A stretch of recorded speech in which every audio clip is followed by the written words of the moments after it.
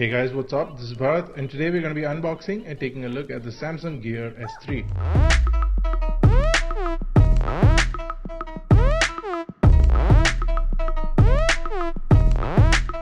The variant that we have is the S3 Frontier variant. It's also available in a classic variant for those who are interested. Now the Gear S3 is pretty unique and it's quite different from the Gear S2. Has been launched in India for a price of 28,500 rupees, which is slightly expensive if you compare it to many of the other smartwatches available from other manufacturers, including the Moto 360 second generation, along with some smartwatches from Huawei, etc. But let's quickly go ahead and unbox it and see what all is inside the box. So the box is a circular box, so very iconic in terms of branding on the box itself, a black box with the Samsung colors. Once we get inside the box, the first thing on the top is the S3 Frontier itself.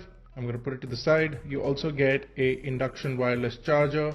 You basically put it on the charging dock and the watch starts to charge. Also inside the box is a wall plug or an adapter which has a micro USB port on one side, which basically plugs in at the back of the dock. Also inside the box is a large size band. So if you have smaller hands, you can use the existing band, but if you have a larger hand or a larger wrist, you will need the large size band for your wrist. So let's quickly take a look at the S3 Frontier itself.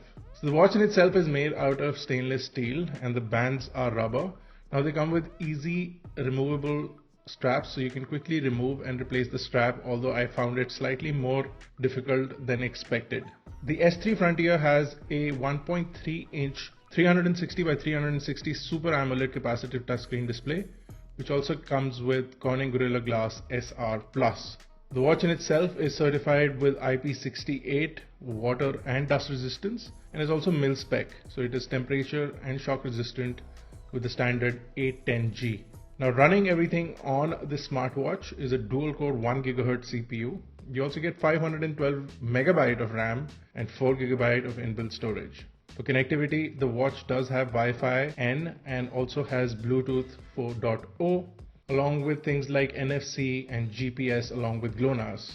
The watch also has a bunch of sensors, including an accelerometer, a gyroscope and a heart rate sensor, along with a barometer and an altimeter for those who would need it. It runs on a 380 mAh battery and it is based on the Tizen operating system. Now one of the biggest advantages of the S3 is that now it works on Android as well as iOS, so I'm going to quickly set it up with my iPhone. As you can see, the display is exceptionally bright and I'm quite happy with the way the display looks. Also the size of the watch is also much bigger than what it was with the Gear S2, which sort of looked smallish.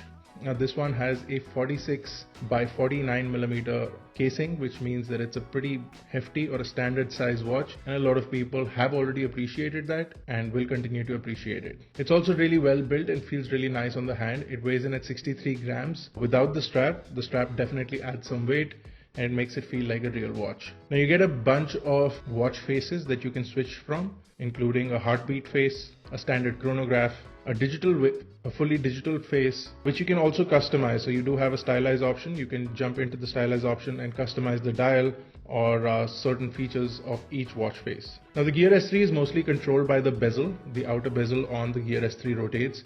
So if you're not a fan of tapping on your watch, you can use the bezel to rotate and navigate through the menus. I find it interestingly easy and convenient. However, there is no select button on the device, so if you need to select something, you definitely need to go back to tapping.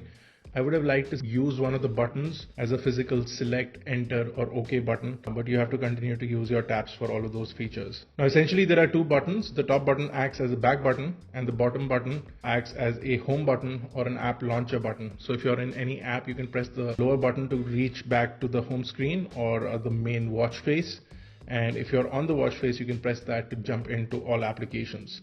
So you do have a bunch of applications that are preloaded and you can swipe through to the second page as well.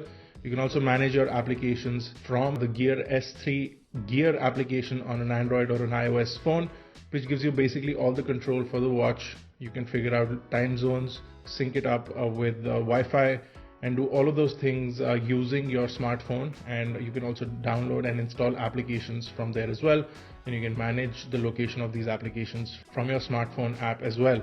You can track your heart rate at any time during the day, and you can also put on a watch face that will constantly monitor your heart rate throughout the day and keep you updated on what your heart rate is. It can come in handy for a lot of people who have blood pressure issues. But it's fairly easy. You just tap on the heart rate monitor and it calculates your current heart rate. It will be your resting or your moving heart rate depending on what your current situation is. Now the device is designed to handle phone calls from your phone. So if you want to use it as a Bluetooth device to receive phone calls, etc., you can do that.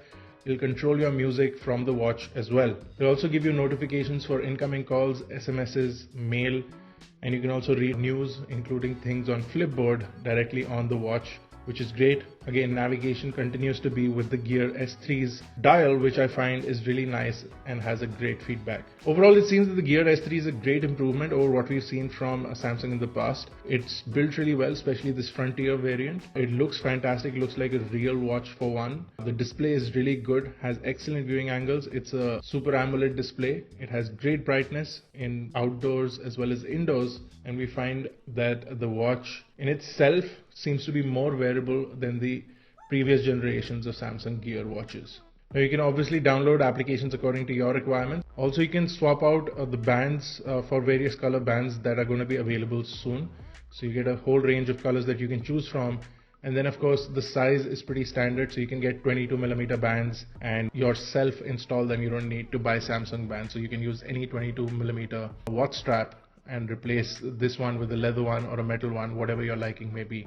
Now, Samsung claims that this device will easily last you 4 to 5 days, almost up to a week, without requiring a recharge, and we're going to be testing that out once we do a full review. So if you have any questions or queries, if you'd like us to cover something in the full review, do drop that in the comment section below and we'll try and get it covered up. Do check us out on iGyan.in, catch us on Facebook, Twitter, Google+.